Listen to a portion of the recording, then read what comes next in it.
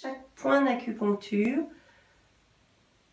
au fil de son méridien, a un rythme précis, il a une musicalité, il a une vitesse d'oscillation. Mon petit hôtel et puis là, la petite place. Dans la tradition, on dit que 2 mètres carrés suffit à se réaliser. On dit toujours je n'ai pas ma place, j'ai pas trouvé ma place, mais ma place c'est là où on est, c'est là où on est assis, et 2 mètres carrés ça suffit.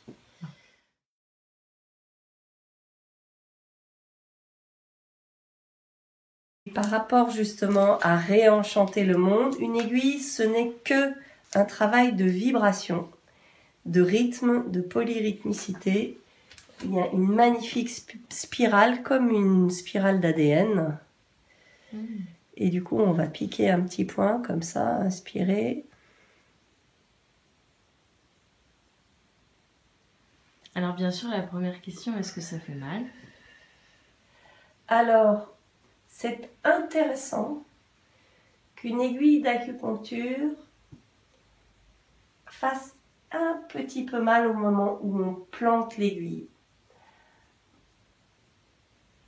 Les personnes qui n'ont pas mal, je dirais que ce n'est pas forcément bon signe. Ça veut dire qu'on a des blindages énormes. Il y a une sensibilité. Et puis la deuxième chose qui est intéressante, c'est souvent d'avoir une petite décharge. Parce qu'en fait, le méridien d'acupuncture, qui est une ligne de force qui nous tient en verticalité, ou dans des axes obliques, ça dépend des méridiens, c'est aussi, ça suit dans la superficie du corps, ça suit les trajets tendino-musculaires, et dans les profondeurs du corps, ça suit les trajets des nerfs. Donc effectivement, il y a souvent, on ressent une petite décharge électrique. C'est nefesh en hébreu, c'est allumer la mèche du cœur. Un nerf, ça vient de nefesh, ça vient vraiment voilà, d'allumer une petite mèche dans le cerveau, une petite lumière qui dit « Ah oui, c'est vrai, il faut juste que je retrouve du soleil plutôt que d'aller me faire une inflammation. » D'accord. Voilà. D'où la petite douleur éventuelle. Voilà, d'où la petite supportable. décharge, tout à fait supportable. La deuxième chose, et ça c'est à travers cet enseignement traditionnel de médecine chinoise, à travers mon maître Carfung Wu que je l'ai appris, c'est que très souvent en Occident on plante une aiguille et puis c'est tout. Or en fait, tout le travail de l'acupuncteur, ça va être effectivement d'aller planter une aiguille, mais surtout d'aller redonner un rythme à une aiguille. C'est-à-dire que chaque point d'acupuncture, au fil de son méridien, a un rythme précis, il a une musicalité, il a une vitesse d'oscillation qui fait que c'est ça qui va, ce qu'on appelle prendre les pouls en fait, c'est ça qui va donner à l'acupuncteur l'indication de dire « Oups, le méridien là du gros intestin, il pourrait aller un petit peu plus vite. » Normalement c'est « allegro molto vivace ». Donc si mon méridien il est juste allegro, j'ai oublié le molto vivace, alors je vais reponctuer, acupuncture. Redonner une ponctuation d'allegro molto vivace. Et pour les enfants, pour les personnes qui réellement ont très peur des aiguilles, ou pour les personnes qui sont en fin de vie et que c'est peut-être plus la peine d'aller ajouter une souffrance sur la souffrance, on va plutôt utiliser des pierres de soin. Ça, par exemple, c'est un os de yak, de Agno Duolo San Miao San Puti. Le yak, c'est un animal des hauts plateaux qui respire. C'est très riche en oxygène. Donc on utilise tout doucement, gentiment la pierre, comme ça. Il y a comme une petite aile d'ange. Et du coup, on va frotter les points tranquillement avec cette pierre. Parfois, il y a besoin d'aller réveiller. Alors, on va aller pointer un petit point aussi avec une petite pointe. Ça, c'est une sélénite. la fibre optique. Et du coup, d'aller pointer. Et pareil, à nouveau, refaire un petit rythme. Le poumon, c'est largo, largo, très lent. Donc du coup, tout doucement, lentement. Voilà, une petite pierre de soin. Et les enfants, eux, ils choisissent. Eux, ils savent très bien ce qu'il leur faut. Donc j'ai aussi des petites pierres pour eux. Ça fait une jolie petite boîte. Et puis ils vont choisir la petite pierre avec laquelle ils ont envie qu'on travaille. D'accord, ils y vont à l'instinct. Ah voilà, eux, ils savent tout de suite. Cette semaine, j'ai une petite fille qui avait l'air toute douce, qui est toute douce, toute mimi, 6-7 ans. Et elle a choisi la dent de requin. Marrant, hein? C'est quand même bien barbare et sauvage, une dent de requin. Et voilà, ça, les enfants savent vraiment quoi choisir. Ouais. Et tu travailles de la même manière, donc. Hein, absolument. Sans aiguille. Voilà, c'est de la pression, hein, donc. Ouais, acupression. En fait, mon maître Carfou, elle est née à Canton.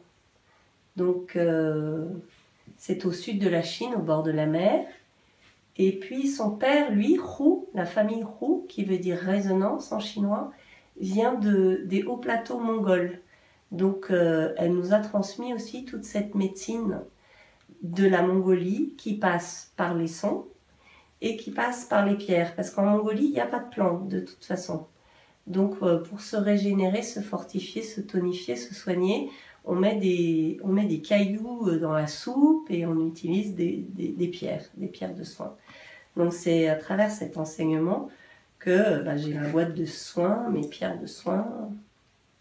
Voilà, ouais. On a beaucoup travaillé. Et aussi parce que l'acupuncture, ça a 6000 ans, 8000 ans, la médecine traditionnelle chinoise. Et on raconte que ça peut même avoir beaucoup plus parce qu'en fait, dans l'histoire, les premiers hommes qui ont taillé le silex se sont aperçus en taillant qu'il y avait des petites étincelles qui s'échappaient de la pierre de silex. J'en ai qu'une, hein, je ne peux pas faire le feu. Il en faudrait 2. Mais là, ça a été taillé au Mali il y a 400 millions d'années quand même. Hein. Se sont aperçus que ça faisait des petits éclats d'étincelles et que ces petits éclats d'étincelles renvoyaient à des points d'acupuncture qui eux-mêmes font des petits éclats d'étincelles et que du coup c'est comme ça que l'acupuncture et les premières pierres de soins sont nées. Donc c'est très très très vieux dans l'histoire, bien plus vieux que le travail du métal. Hein. Dans l'histoire de l'humanité, on a commencé à tailler des cailloux, des silex et des pierres avant d'aller œuvrer le métal. L'âge de fer, c'est après.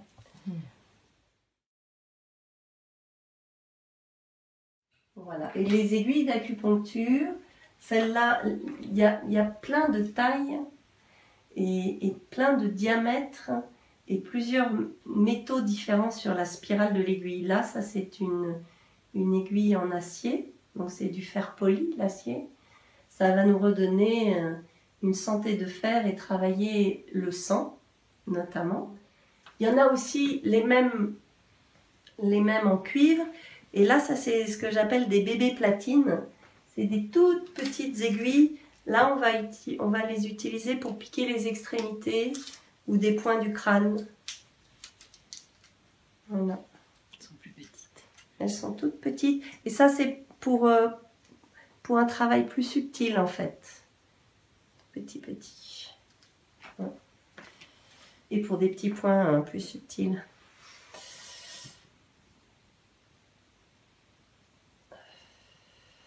Voilà. Hop. Là, on ne la voit pas vibrer pareil, évidemment. Mais ça vibre quand même.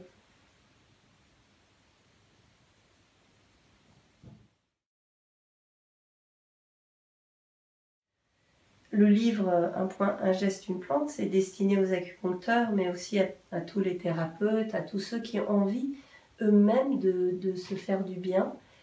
Et la magie aussi de cette médecine traditionnelle chinoise, c'est la poésie.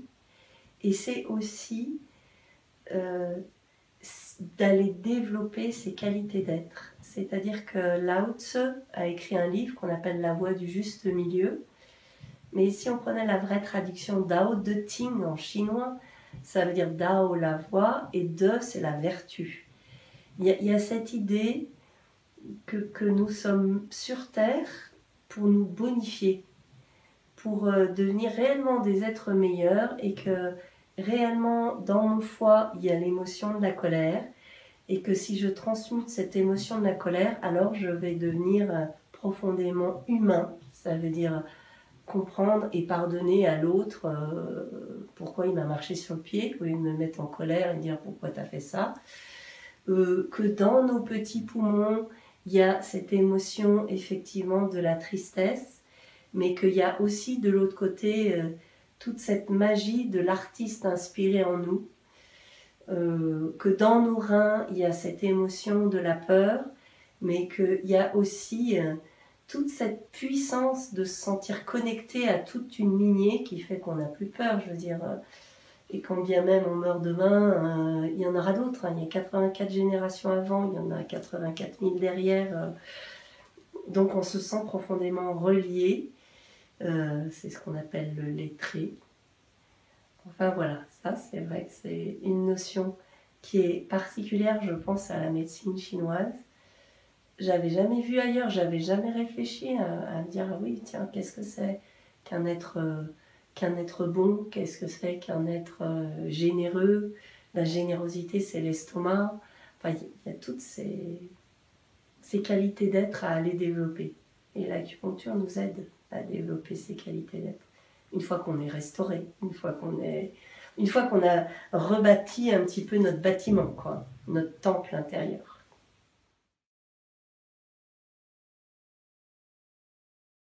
Verticalité en mer, oui. La toute prochaine, ça va être au mois de mai, mais là c'est déjà complet, puis on est presque sur le départ. Et la prochaine, du coup, ça sera au mois de fin septembre. Et là, cette fois, c'est en Sicile. À chaque fois, en fait, c'est comme des appels. Et là, l'appel, c'était vraiment d'aller faire une méditation au météore pour aller rencontrer le tétramorphe. C'est-à-dire au météore, dans un des monastères, il y a une très très belle peinture d'un homme qui a à la fois un visage d'homme, un visage de taureau, un visage d'aigle et un visage de lion. C'est-à-dire les 4 aspects de nous-mêmes qui peuvent correspondre, et l'acupuncture touche ces 4 étages de l'être, au corps, au cœur, à l'âme et à l'esprit.